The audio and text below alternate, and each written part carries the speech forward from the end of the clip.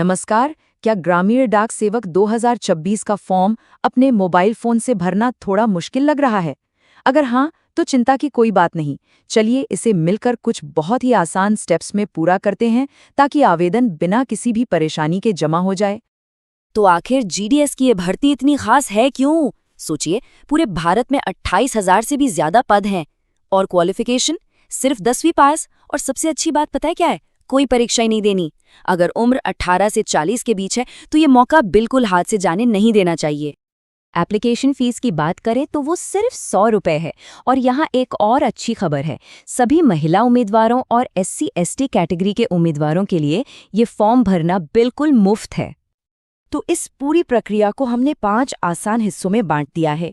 पहले हम इस मौके को समझेंगे, फिर रजिस्ट्रेशन और एप्लीकेशन फॉर्म भरना सीखेंगे।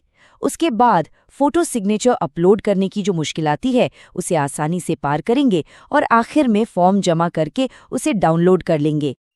चलिए तो फिर हमारे पहले सेक्शन से शुरुआत करते हैं।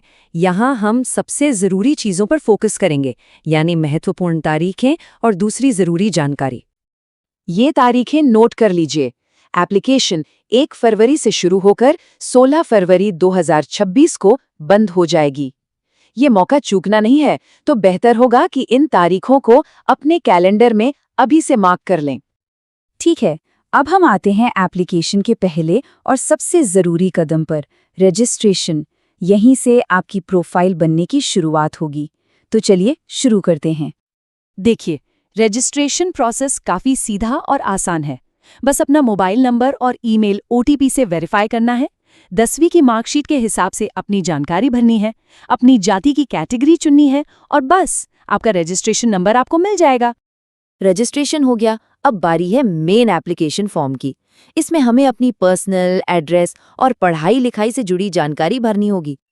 यहाँ आपको अपनी मैरिटल और एम्प्लॉयमेंट स्टेटस बतानी है। और हाँ, पते के लिए एक बहुत आसान ऑप्शन है। अगर आपका अभी का और परमानेंट एड्रेस एक ही है तो बस एक छोटे से बॉक्स पर टिक कर दीजिए और आपका समय बच जाएगा। अब आते हैं एजुकेशनल डिटेल्स पर। SSC मेमो नंबर देखकर घबराना नहीं है, ये आपका रोल नंबर ही होता है। बस अपने सभी सब्जेक्ट्स में 100 में से कितने नंबर आए हैं वो ध्यान से भर दीजिए। अगला स्टेप है अपनी पसंद की नौकरी चुनना। सबसे पहले वो राज्य चुनिए जहां अप्लाई करना है और फिर उसके अंदर का डिवीजन। इसके बाद उस डिवीजन में जितनी भी पोस्ट उपलब्ध हैं उन्हें अपनी पसंद के हिसाब से 1, 2, 3 ऐसे नंबर दे दीजिए। और अब हम उस हिस्से पर आ गए हैं जहां अक्सर लोग अटक जाते हैं, डॉक्यूमेंट्स अपलोड करना। लेकिन फिक्र मत कीजिए, ये सेक्शन खास तौर पर इसी समस्या को हल करने के लिए है। क्या फोटो और सिग्नेचर का साइज और फॉर्मेट ठीक करते करते परेशानी हो रही है? ये एक बहुत ही आम समस्या है, लेकिन हमारे पास इसका एक बेहद आसान सा समाधान है। देखिए, फोटो और सिग्नेचर की ज़रूरतें अलग अलग हैं। फोटो के लिए पिक्सल 320x400 और साइज 30 से 100 KB के बीच होना चाहिए। वहीं सिग्नेचर के लिए पिक्सल 300x120 और साइज 20 से 100 KB का चाहिए। तो ये रहा एक 2 स्टेप वाला सॉल्यूशन जो हमेशा काम करता है। सबसे पहले imresizer.com पर जाकर पिक्सल का साइज बिल्कुल सही कर लें।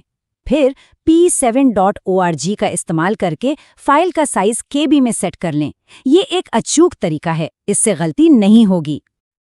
बहुत बढ़िया, सबसे मुश्किल हिस्सा पार हो गया है। अब हम अपने एप्लीकेशन को फाइनल टच देने वाले हैं। ये सफर लगभग पूरा हो चुका है। फाइनल सबमिट करने से पहले ये सबसे ज़रूरी चेतावनी है। प्रीव्यू स्क्रीन पर अपनी पूरी एप्लीकेशन को एक एक करके दोबारा ज़रूर जांच लें, क्योंकि एक बार सबमिट बटन दब गया तो फिर कोई बदलाव नहीं हो पाएगा। सबमिट पर क्लिक करते ही महिला, SC और ST उम्मीदवारों के लिए प्रोसेस यहीं पूरा हो जाता है। लेकिन बाकी लोगों के लिए एक आखिरी स्टेप और बचा है, पेमेंट। जिन लोगों को पेमेंट करनी है उनके लिए प्रोसेस सिंपल है। UPI चुनिए, QR कोड स्कैन कीजिए और 100 रुपये पे कर दीजिए। लेकिन यहाँ सबसे ज़रूरी हिदायत, पेमेंट के बाद पेज को न तो बंद करना है और न ही रीलोड। बस इंतज़ार कीजिए, वो अपने आप आपको वापस ले जाएगा। एप्लीकेशन तो सबमिट हो गई, पर एक आखिरी काम ज़रूर कर लें, अपने एप्लीकेशन का रिकॉर्ड रखना। बस लॉग आउट करके दोबारा लॉगिन करें, माय एप्लीकेशन पर जाएं और वहां से PDF डाउनलोड कर लें। इसे अपने फ़ोन में संभालकर ज़रूर रखें। तो लीजिए, आपका एप्लीकेशन सफलतापूर्वक जमा हो गया है। बधाई हो, आपने एक बहुत बड़ा पड़ाव पार कर लिया है।